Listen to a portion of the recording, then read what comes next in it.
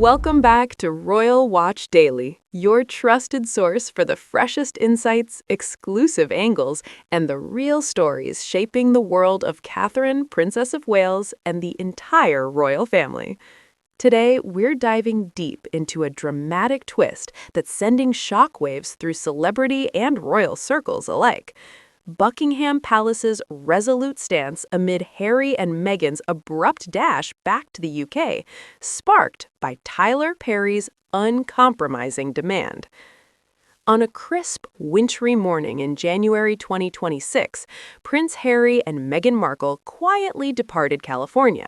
They slipped back into the United Kingdom not as returning royals, but as figures desperately seeking distance from a collapsing financial reality. The trigger? A bold, public call from Hollywood icon Tyler Perry for repayment of a reported $16 million debt or face the full glare of courtroom scrutiny.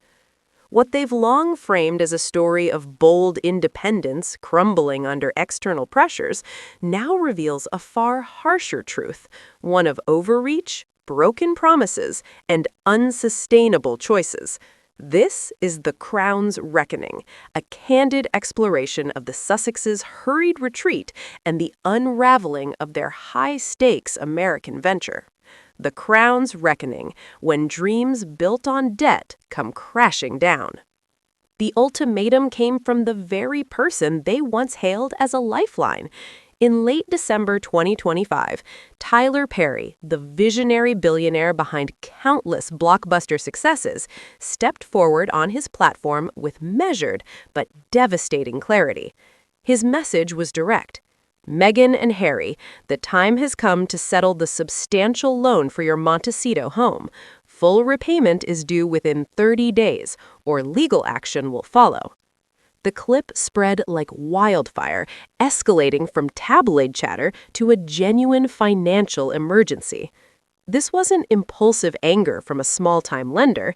It was a precise, high-impact move from an entertainment legend whose empire is valued north of $1 billion. Perry's brand is built on shrewd decisions, deep loyalty, and zero patience for ingratitude. Going public meant every discreet negotiation had hit a dead end. Close associates confirmed to outlets like Sky News Australia that Perry had pursued resolution privately for months, driven partly by his godfather bond with their daughter Lilibet. Lawyers were dispatched, extensions offered, pleas heard. But after repeated evasions and what sources described as stonewalling, he opted for transparency. The public challenge maximized pressure. It damaged reputations irreparably and boxed the couple in. In the elite world of fame and finance, private debts can be negotiated quietly. Public ones become indictments of integrity. Perry grasped this fully, not just seeking funds, but formally distancing himself from a brand he once championed. It signaled to Hollywood and beyond. The Sussex credit line, financial and relational, had run dry. The sting was sharper because of their shared history. In 2020, amid uncertainty and real security fears post-royal exit, Perry opened his secure Beverly Hills estate as a temporary haven. That act of generosity became central to their narrative of rebirth. Now he was closing that chapter in the most unflattering way possible. Experts in human behavior suggest this ran deeper than dollars. The public call-out felt like accountability for taking kindness for granted, for treating shelter and support as entitlements rather than cherished gifts. The Montecito estate, symbol of ambition, built on fragile ground. The heart of this storm is their famed Montecito property, a lavish 9-bedroom, 16-bathroom retreat bought in 2020 for $14.65 million, complete with tennis courts, lush rose gardens, and panoramic ocean views. It was positioned as proof of self-made triumph. The message was unmistakable: independence achieved, royal backing unnecessary. It stood as a defiant American counterpart to palace life, a statement of freedom from the institution they had critiqued so sharply. But records show the foundation was debt-heavy. A $9.5 million mortgage left a significant gap for down payment, fees, and setup, filled, sources say, by Perry and other generous backers through informal, trust-based arrangements common in Hollywood. These weren't arm's-length bank deals with strict oversight. They were handshake agreements rooted in mutual promise. Invest now, reap from future Sussex success via big-ticket Spotify and Netflix contracts. Reality proved harsher. The home became a voracious expense pit. Annual taxes topped $200,000 alone, per Los Angeles Magazine Insights. Add multi-million-dollar private security, staff, upkeep, insurance, and utilities, and the outflow was relentless. Once valued potentially above $20 million, Forbes estimates, it morphed into a beautiful burden, prime collateral against rising obligations, yet vulnerable to market shifts or missed payments. Without royal institutional support, they pursued a royal-level lifestyle anyway. The California chapter became a stark symbol, dazzling surface masking structural instability. Layers of obligation and unmet expectations. Perry wasn't alone as a creditor. He was the first to break silence. Insider leaks sketch a mosaic of informal funding from Hollywood insiders and Silicon Valley figures drawn in by the couple's early promise. Loans flowed to Archwell or projects with expectations of returns that never arrived. A tech mogul allegedly backed foundation work, hoping for ties that fizzled. Producers covered advances for media ventures that stalled or underperformed.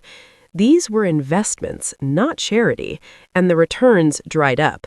Netflix output leaned heavily on royal critiques, with later projects failing to resonate. Reports placed some series outside top rankings, with viewership like 5.3 million for certain efforts. Spotify's deal ended abruptly amid claims of under-delivery. Harry's spare brought a cash surge but severed family bonds. Archwell filings showed expenses far outpacing donations, prompting IRS questions about fund use, including possible improper claims on the Montecito property. Analysts point to a core miscalculation, treating personal grievances as enduring commercial content. The audience eventually tuned out. Their touted $60 million net worth, bolstered by Diana's legacy, eroded under mortgages. Perry's claimed $16 million with interest, other debts, and extravagant costs. The equation failed. Strategic retreat, seeking refuge in the rejected homeland. Facing potential foreclosure, lawsuits, and reputational collapse in the U.S., they relocated to the U.K., a move that looked like defeat but served as calculated delay.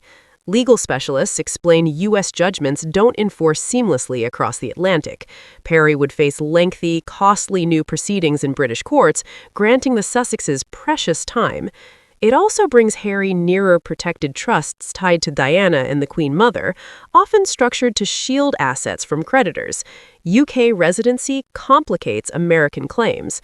The emotional price is steep. Harry, author of a memoir decrying British life, now uses it as a shield. Meghan, vocal about past media hostility and lack of support, finds herself sheltering there from Hollywood fallout. It's a profound reversal. The American experiment ended, family bridges burned, influence diminished. No welcome mat from the palace. Sources describe Buckingham's response as frosty and final. No bailout, no intervention from King Charles or William. Charles, prioritizing a modern, accountable monarchy amid personal health battles, sees this as Harry's self-made consequence. Advisors note his view, independence was chosen in 2020, reinforced by spare and interviews. Dipping into royal funds would invite public backlash and contradict his slimmed-down vision. William's position is reportedly sterner, protecting the institution as future king. Trust destroyed through public revelations and betrayals leaves no room for aid. You built this, now face it, the message goes. Frantic outreach during the move met firm denials. Palace fans, as self-declared private citizens, they handled their finances independently. The reckoning continues. The UK shift buys time, not absolution. Perry's team prepares cross-border pursuit. Discovery could expose everything: loans, communications, taxes, assets, potentially igniting claims from other creditors and deepening IRS scrutiny on Archwell. Fleeing amid investigations risks perceptions of evasion. No easy escape remains. California return risky, UK stay uncertain, Montecito a draining liability, allies few, family support non-existent. Strain shows in reports of marital tension, Meghan viewing the move as humiliating defeat, Harry confronting isolation from burned bridges. Practical exchanges replace intimacy. Separation would complicate custody and assets across borders. The profound irony, launching financial independence in 2020 to escape royal confines, only to return 6 years later as debt refugees, shielded by legal technicalities, estranged from kin, trapped in consequences of their choices. Perry's demand lit the fuse, but excess, failed deliveries, and eroded trust built the powder keg. The Montecito dream drowned in debt. When empires rest on loans and loyalty, the debt collector eventually knocks, and escape routes vanish. This is the sobering reality they've now confronted. Thank you for joining us on Royal Watch Daily. Drop your thoughts below. What do you make of this unfolding saga? Stay tuned for more, and we'll catch you soon. Take care.